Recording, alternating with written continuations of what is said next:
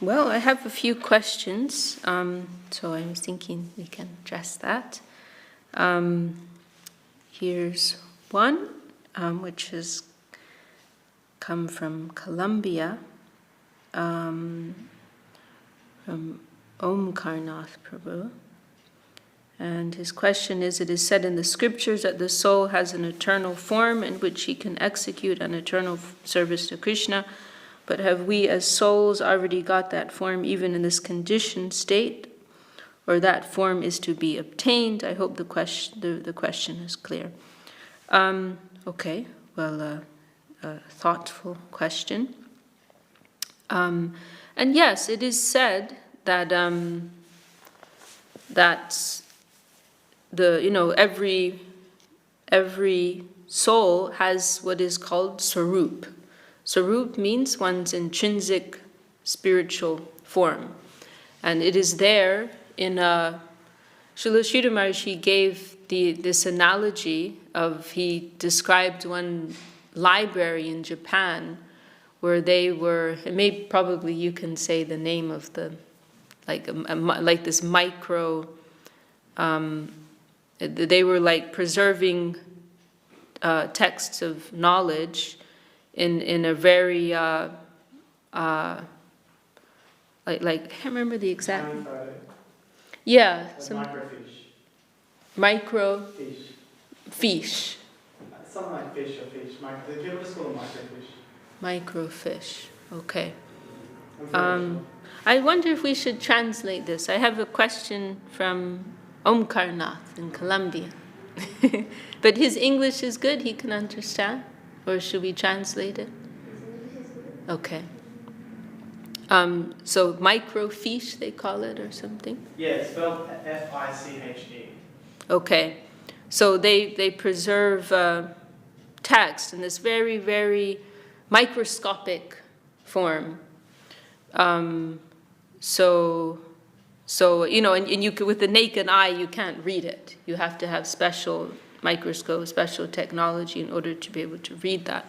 So in the same way, in a very minute form, there is some intrinsic tendency within the soul towards a particular service to Krishna. So yes, it is. We have heard Srila Sridhar Maharaj speak of it in that way, as being already intrinsically present. It's not that it is something that is external. It is something intrinsic within the soul. However, it is it is like, let's say, like an embryo or a seed. So like in the same way with an embryo or a seed, it is all there in an intrinsic way, in a potential way. However, only through the influence of outside sources can it be awakened. So it is only, that seed can only begin to sprout and blossom into a flower or a tree or a plant or whatever if it's receiving, the right nutrients and water and sunlight and so on and so forth. So in the same way, although that is our birthright, it is something intrinsic, only with the help of superior forces can that treasure be awakened and begin to blossom. I think that's pretty much the answer, And then, it's not something that we have to, try to, because, there are some persons who they think they have to be told what that is, like at our present level of realization, and they'll have a special initiation.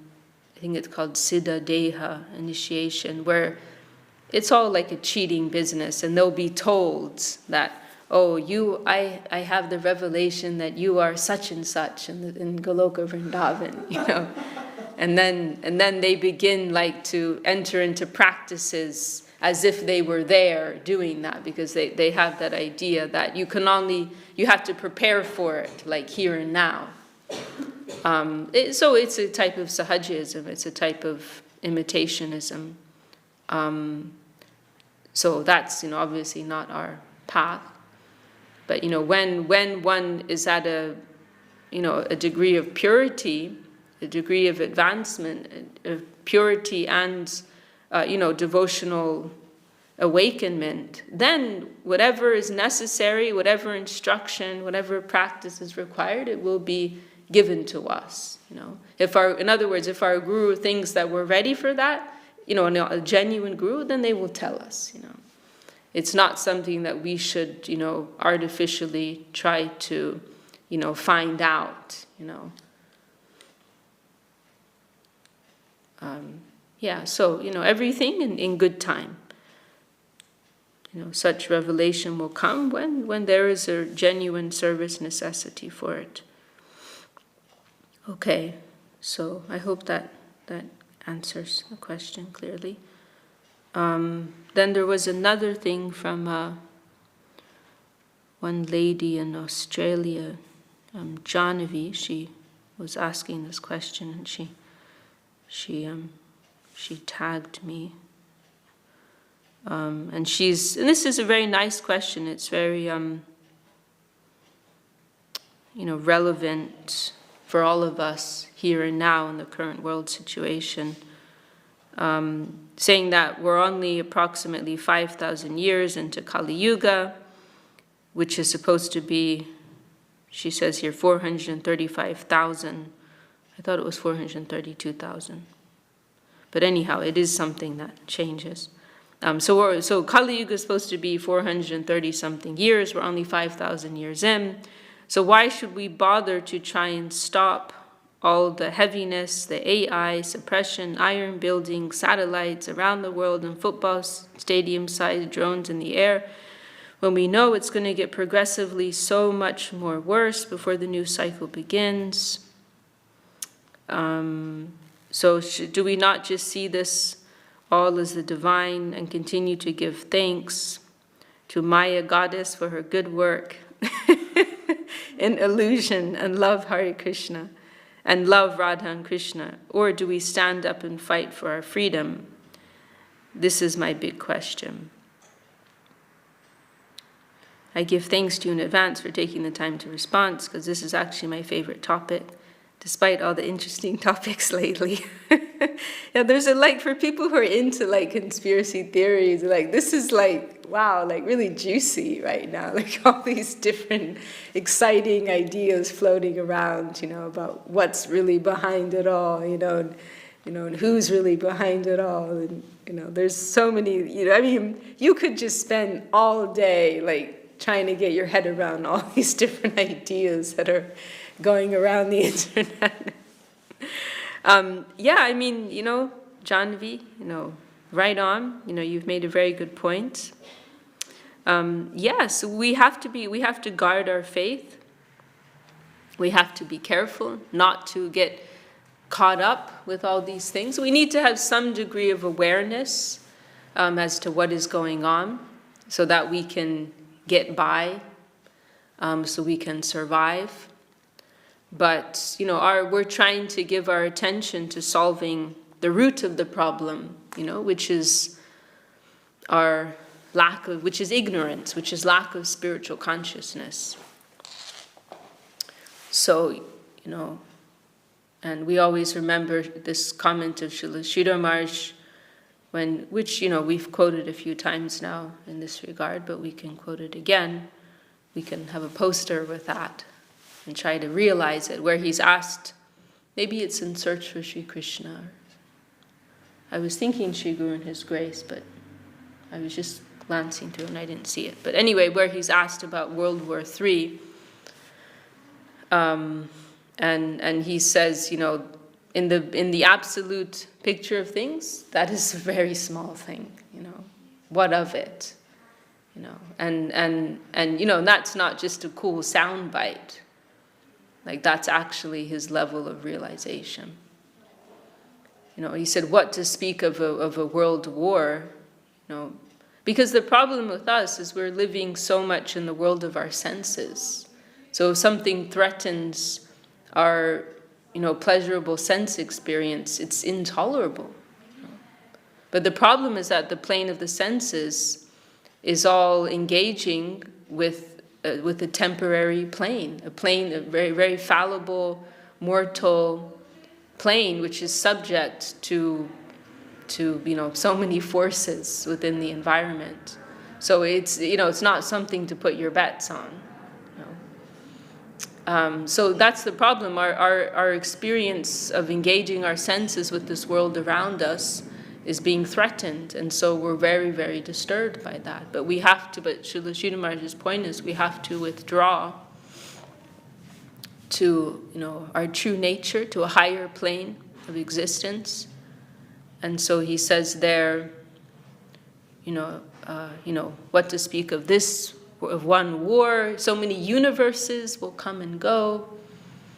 He said, World War III, that is a point on a line and a plane and a solid. We must try to take our stand within eternity. We must try to begin our eternal lives. So the maximum degree of our energy, mental energy, physical energy, should be devoted towards that cultivation, to that welfare, the welfare of our true need and our true soul. And it's a nice time for us to review those statements in the scriptures about what Kali Yuga is like. Why are we surprised? We shouldn't be surprised that so many mad things are taking place. And, we were told about this 5,000 years ago. So, yes, it is the nature of this age. And it is something that will continue in this perpetual cycle within this worldly plane. So, yeah, we need to, and it's good for me to be reminded as well. Sharanagati, surrender. I was, having a meltdown maybe 2 weeks ago not about what's happening now, but about the prospect of the future, of how our freedom within our illusory conception of freedom, the freedom that we think we have. Because freedom doesn't mean the freedom to go here and go there. Freedom is to be perfectly satisfied wherever you are, whatever's going on. Srila Sridhar Maharaj, he gave this wonderful explanation. And I need to find that article because this is something we forget. But the time of the preaching of the Gaudiya Math was in the middle of, like we're going through a period of great upheaval. That was a period of great upheaval. In the time of Saraswati Thakur's preaching, this was the time of partition coming up. Well, it was before the partition took place. The partition took place in 1947, I believe. Which was the same year that Gurudev joined the Math. That's another interesting thing. And Gurudev passed through Calcutta at that time, and he was witness to many things that happened. But the time of Saraswati Thakur's preaching was a little before that, but there was all this conflict between Gandhi's movement and the British, and then the friction between Hindus and Muslims, and all kinds of things going on. And so Srila Sridhar Maharaj pointed out, we had to preach all of these subtle things, fine and subtle things, in the midst of this period of such chaos, when people are so disturbed in a gross way. We had that challenge to show them this is the only thing that matters. This is the only important thing. And we can remember that comment of Srila Bhaktisiddhanta Saraswati Thakur. And this was the comment that made Srila Sridhar Maharaj convinced he had to take initiation, because he was associating with the Gaudiya Math for about a year. And then there was this occasion, Gaur Purnima festival was over, this famous story everybody knows, and so everyone, there was a line of pilgrims who were, the festival was over, it's a week-long festival, and they're saying goodbye, to start giving their obeisances, and then leaving, saying goodbye and leaving. And Srila Sridhar Maharaj was at some distance, and he heard Saraswati Thakur telling the people, "Don't cheat me." And this intrigued Srila Sridhar Maharaj. Why is he saying, "Don't cheat me"? Like, they came for the festival, we had the festival, and now they're going home. Like, where is the question of cheating? And so he went a little closer, and to listen carefully. And Saraswati Thakur was saying, you all came here and you entered into a promise with me, an agreement with me that you would serve Krishna wholeheartedly. And now you're leaving and you're going to forget about that promise. So I'm saying, give all your attention to the service of Krishna, and you can remain here in that service. And he said, and if you tell me, "Oh, my house is on fire, I have to go and put out the fire, and then I will come back," then I will say, even if the whole world is on fire, nothing is more important than this. All your necessities will be met by serving Krishna. So this is a very high plane of faith, which we are very unfortunate souls. We don't have that faith. But we need to keep perspective. That's what we need. We need to keep perspective and try to regulate our minds in a higher, positive and progressive, spiritual direction. And so I was going to say that, I was having, my meltdown moment a few weeks ago, and I turned to Prapana Jivanamrita. Sharanagati, surrender, it is the answer. Everything, all the answers are here. Whatever doubt, whatever disturbance we have, it is the most developed teaching, most developed ideology of life. Parikshit Maharaj's statement, tam mopayitam pratiyantu vipra gangacha devi jitta chitta mishe dvijo prashishta kuhakastakshakova dashatvalam gayata vishnugata. This is Parikshit Maharaj. And there's this amazing article of Srila Sridhar Maharaj. I'm just preparing it. I'll publish it tonight or tomorrow. Problems and solutions. And he's pointing out, this is a world of problems, because we are by nature problem makers, So just to be endlessly trying to find solutions to the problems that come up in this world, this is a waste of time. We have to find out what is the actual problem. And then he's discussing this example of Parikshit Maharaj, who makes this prayer. Parikshit Maharaj, death is the real problem of this world. This is the fundamental problem of this world. But the answer to that, the solution for that, is given by Bhagavad Gita and Srimad Bhagavatam, as Srila Sridhar Maharaj points out there. That you don't die. The body dies. The soul does not die. The soul is eternal. And so with that consciousness, Parikshit Maharaj is praying in this verse, let my death come immediately if it is meant to be so. And I also had sorry. I'm jumping all over the place, the monkey mind. Let death come immediately if it is meant to be so. My only prayer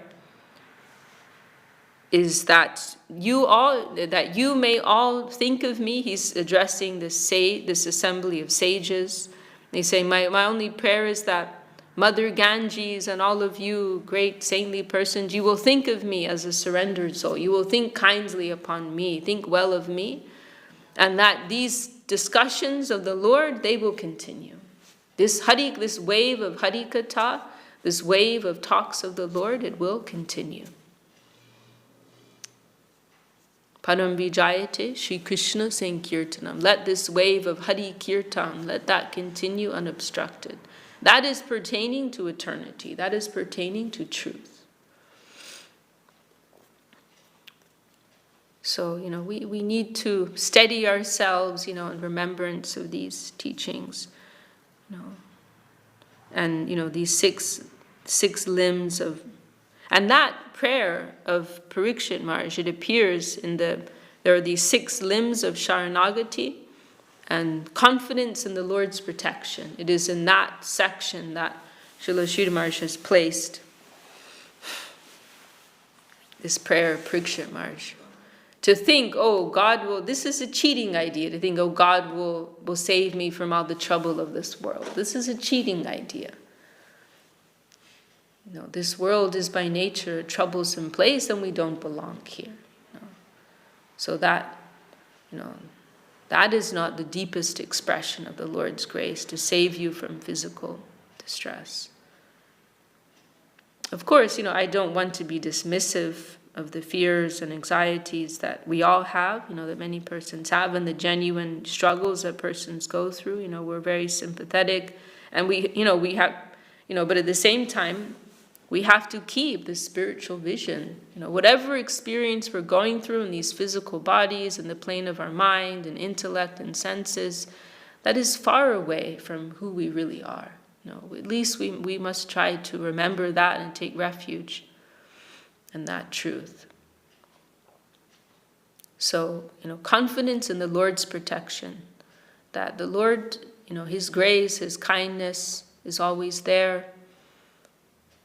Tattenu kampam susamik shamano bunjane vatma kritam vipakam vidvagva purbi vidadanamaste jiveta yo mukti pade sa dayapa. This is the key. If you can put yourself in this, in this consciousness, then you'll be given the keys to get out of the prison.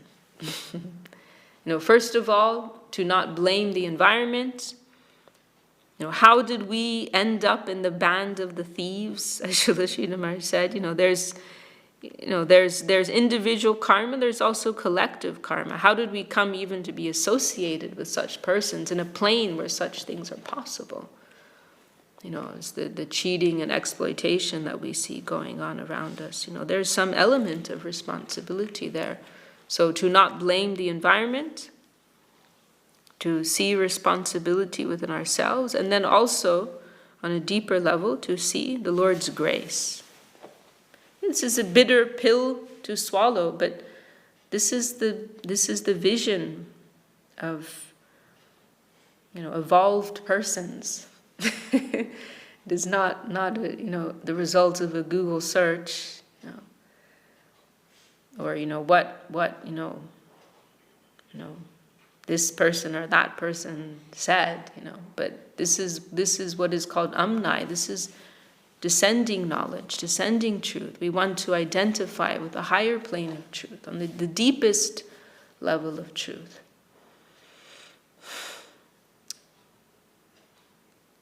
So, at the same time, we don't completely dismiss. I think it's good that we need to have some level of knowledge and awareness of what is going on, and we may do our little bit, to support the cause of good in a relative sense in this world. But we must be careful to keep some mood of detachment, to not allow ourselves to become absorbed and identifying very deeply with all of these things, and to lose our energy. Srila Sridhar Maharaj also makes that point.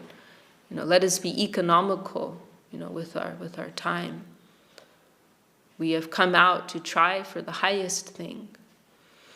We must be economical with our time and energy, and make the best of a bad bargain.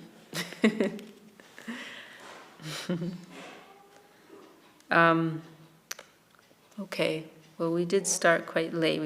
We're supposed to start the arati.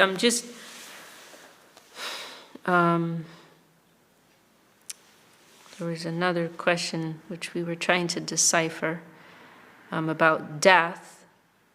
And someone this is Anadi Krishna Prabhu in Mexico, Veracruz, asking about this worship of death.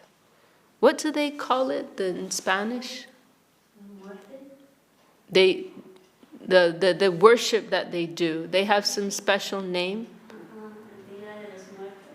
Dia de los Muertos, yes. But the entity of death that they worship, is there a special name, or they just call it muerte? And they do special worship of muerte. Some people. Well, in Mexico, I think they have a celebration with... Yeah, they have a celebration. But there's not only one day in the year. Day of the Dead, yeah. But there's some people who worship like on a regular basis. Okay, but in Colombia they don't have that, so you don't know about that. Okay, yeah, it seems like in Mexico. So this is something that disturbed him for a while, and he came to the conclusion that this holy death is just another face of the Lord.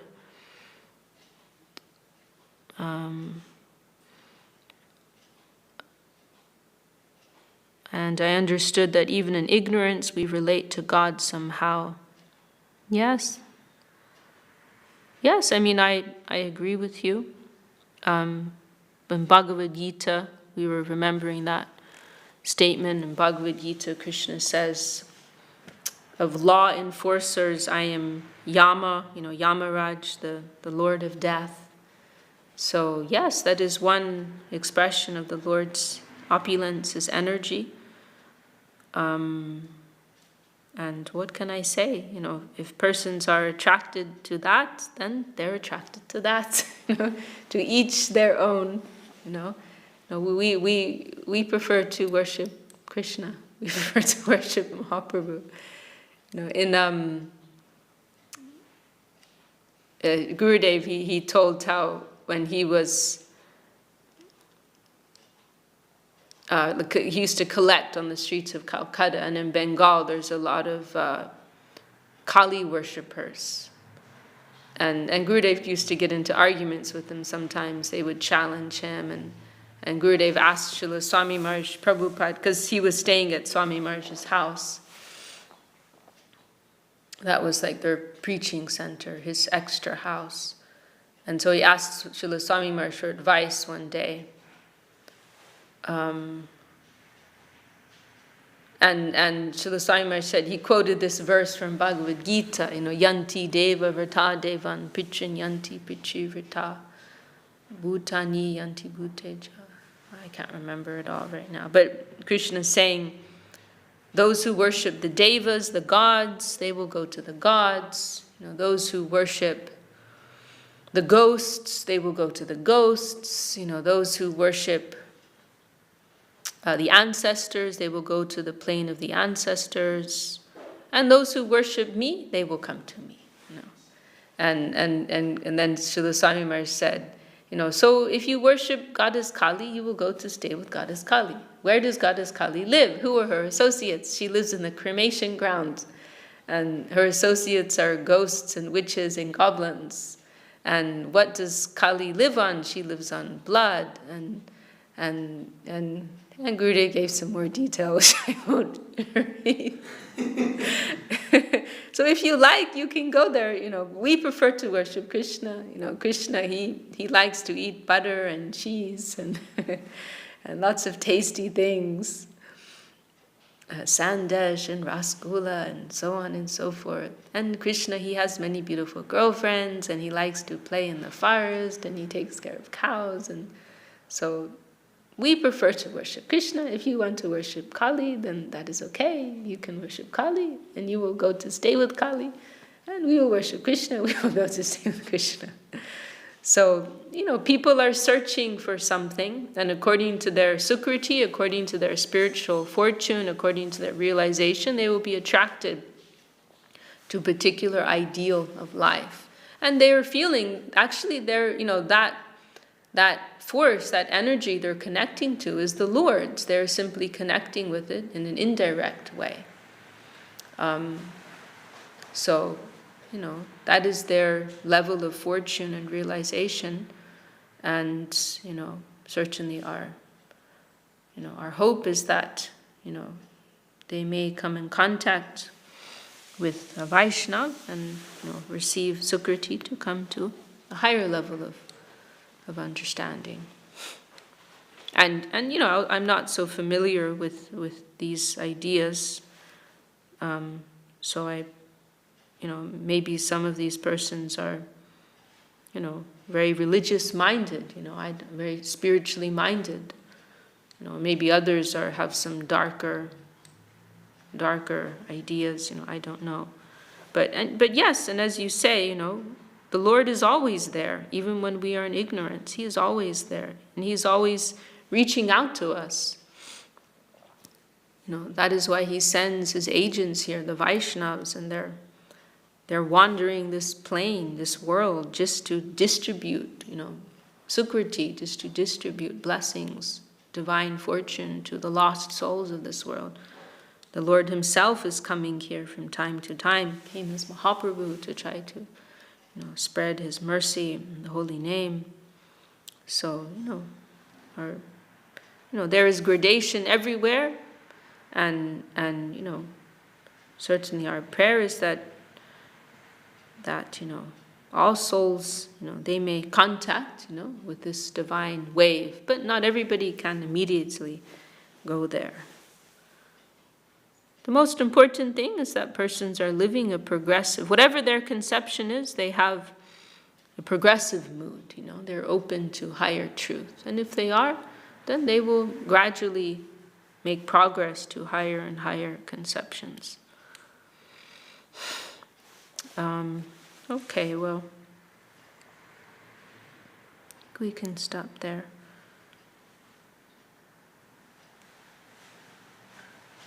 I had a question also, I was thinking maybe to answer, because it is a question that comes up fairly often about Paramatma. There's a lot of confusion. Oh, you were actually asking me about that as well the other day. It's something that there's a lot of confusion about, Paramatma. Paramatma is, and someone was asking me if there's somewhere that they can read about it, but I've never seen one place where, there's like a thesis on Paramatma. But just what it's taking me years of like hearing a little here and hearing a little there, like to form the understanding that I have now. That Paramatma is actually one form of Kshirodakashayi Vishnu. We know of these three Purusha avatars, who their role is to take care of this material creation. So there's Karanadakashayi Vishnu or Mahavishnu, and then there's Garbhodakashayi Vishnu, who's maintaining each individual Brahmanda, and then there is Kshirodakashayi Vishnu, who has two forms, one in which he is Paramatma, where he's residing in the heart of every living entity and acting as a neutral witness, and involved somehow in the dispensation of persons' karmic reactions. Srila Sridhar Maharaj in one place, he's quoting a line of Bhagavad Gita, and he says also that there's this, so this is kind of going back to Anadi Krishna Prabhu's question, how we're related to the Lord even when we're in ignorance. So Srila Sridhar Maharaj was saying, it was so nice when I came across that, because we hear all these like scriptural definitions, this is like this is like, and then when you hear Srila Sridhar Maharaj talk about them, it just brings it to life, So Srila Sridhar Maharaj was saying in this one talk I came across, how there's some sadness in the Paramatma. There's some sorrow there. Like he's witnessing. What is he witnessing? My goodness, that's not a fun position to be in. He's witnessing the aversion of the soul towards their Lord. It's painful. So there's some sorrow there. But he's not interfering. This Gurudev, one place, he was being questioned about Paramatma. He's saying there's no action there on the Paramatma. He's not influencing. He's in a neutral position. And sometimes, see, and this is the thing that makes it all the more confusing.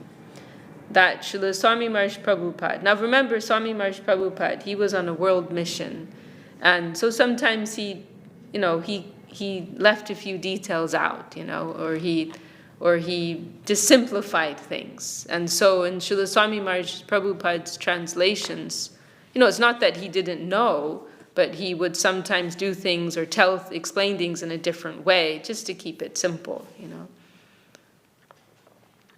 So this is what makes the issue more confusing, is that in Srila Swami Maharaj Prabhupada's purports that we see in Chaitanya, and also his translations, he makes Paramatma synonym for the Chaitya Guru.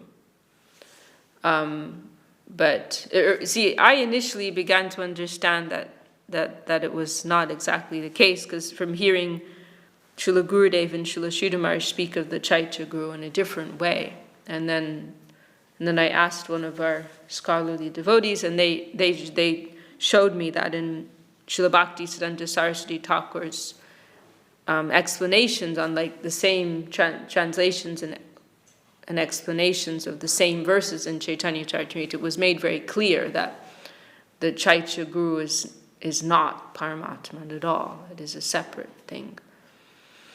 And the Chaitya Guru, as I've understood from Gurudev and Srila Sridhar Maharaj, the Chaitya Guru is the Guru within, the internal Guru, and that may be the voice of different, persons. Srila Sridhar Maharaj said that the Chaitya Guru may be the voice of our own spiritual conscience.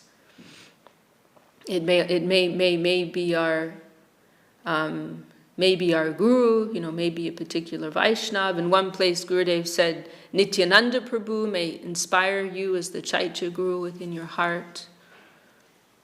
So as I've understood it, just as Guru may take different, the Mahant Guru, because there's the Chaitya Guru, the Guru within, and the Mahant Guru, the Guru without, the physical Guru. So just as the physical Guru may be many, so also the voice of the internal Guru may be, there may be a plurality there.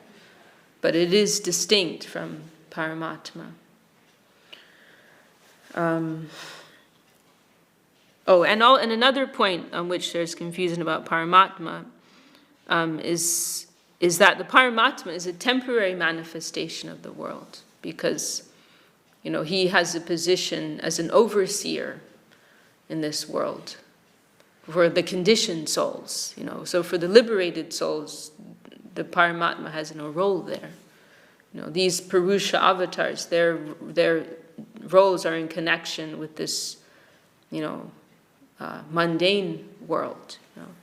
So once a soul has crossed the boundaries of the Brahmajyoti and entered the eternal spiritual sky, then there's no need for Paramatma. Paramatma will withdraw.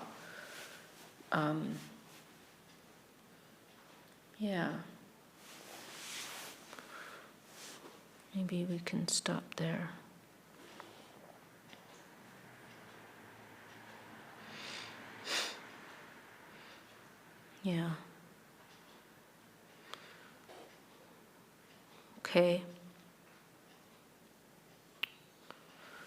Okay. We'll stop there. Jai Shri Bhakti Sundar Govinda Dev Goswami Maharaj Ki Jai. Shri Shri Guru Gauranga Radha Giridhari Ju Ki Jai. All the assembled devotees Ki Jai. All the world devotees Ki Jai. Shri Hari Nam Sankirtan Ki Jai. Jai Gaur Prema.